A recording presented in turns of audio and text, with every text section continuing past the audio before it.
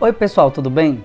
O meu nome é Rafner Ribeiro, sou professor de língua portuguesa e na videoaula de hoje nós iremos estudar sujeito. Estudaremos o seu conceito, tipos e alguns exemplos comentados. Vamos lá? O sujeito é um dos termos essenciais da oração, geralmente responsável por realizar ou sofrer uma ação ou estado. Ele é o termo com o qual o verbo concorda. Nós temos alguns termos que podem ocupar a função de sujeito. São eles o substantivo, o pronome substantivo, o numeral ou até mesmo uma oração. Veja um exemplo quando o termo for um substantivo. O computador está novo. Temos aqui computador como um substantivo, logo um sujeito, o núcleo do sujeito. Um exemplo como o pronome substantivo. Elas merecem o mundo. Olha, sobre pronome substantivo, já temos um vídeo aqui no canal e eu vou deixar linkado aqui em cima. Numeral. Dos 3, 2 chegaram no horário. 2 é um numeral que está tendo a função de sujeito nessa oração. Ou ainda uma oração.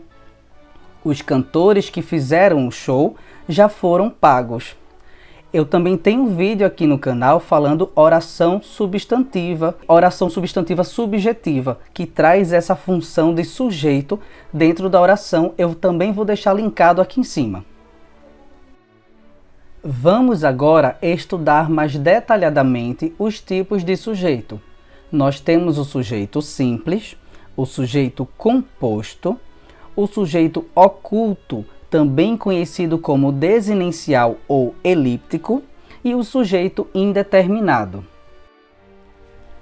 O sujeito simples é quando a oração possui apenas um núcleo do sujeito. Por exemplo, Dolores Gertrudes fez pizza caseira. Quem foi que praticou a ação de fazer pizza caseira? Dolores Gertrudes. Nós temos apenas um núcleo, que é um substantivo próprio, aqui composto porque é o nome de uma pessoa, Dolores Gertrudes, e por nós termos apenas um núcleo, nós temos o sujeito simples.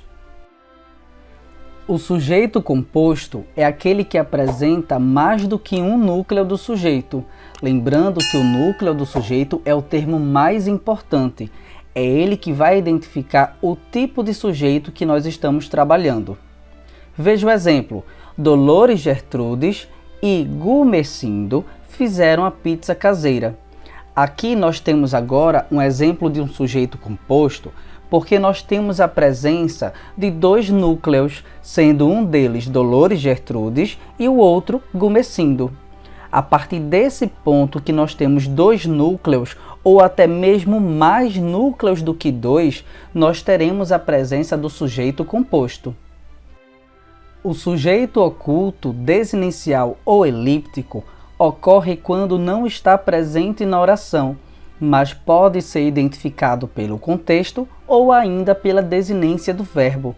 No exemplo abaixo, a oração possui sujeito, porém não é expresso. Veja só, falastes com Gumecindo hoje? Perceba que o verbo falastes, a desinência astes, que está em negrito, está indicando a segunda pessoa do discurso, singular, que no caso o sujeito indica seu tu.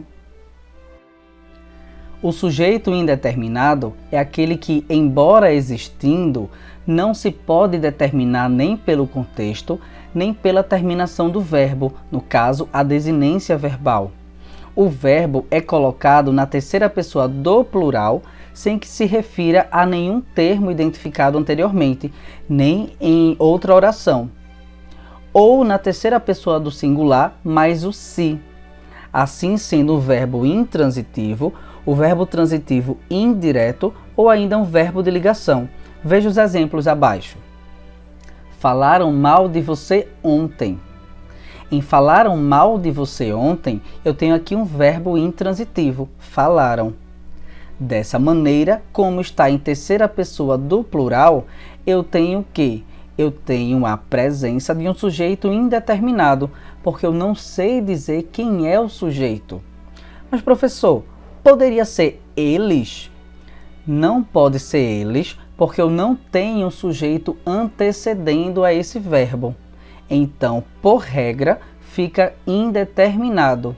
Se por acaso tivesse um sujeito antecedendo, então eu não teria a formação do sujeito indeterminado. Eu teria um sujeito simples, sendo formado a partir de um pronome substantivo, assim como nós vimos lá no início do vídeo. Qualquer coisinha você volta lá e assiste novamente. No exemplo 2, nós temos as outras possibilidades do sujeito indeterminado. Por exemplo, é-se responsável por aquilo, precisa-se como verbo transitivo indireto de funcionários ou acorda-se cedo nessa casa.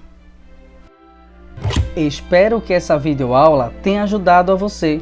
Se você gostou do vídeo, clique em gostei para dar aquela força, se inscreve no canal, ativa o sininho e compartilha. Vou deixar vocês agora com o pensamento da escritora nordestina Flai Alves. Ela é autora do livro Donas de Si. Muito obrigado e tchau, tchau! Sentir-se livre não é um mero desejo, é um estado de espírito. Flai Alves.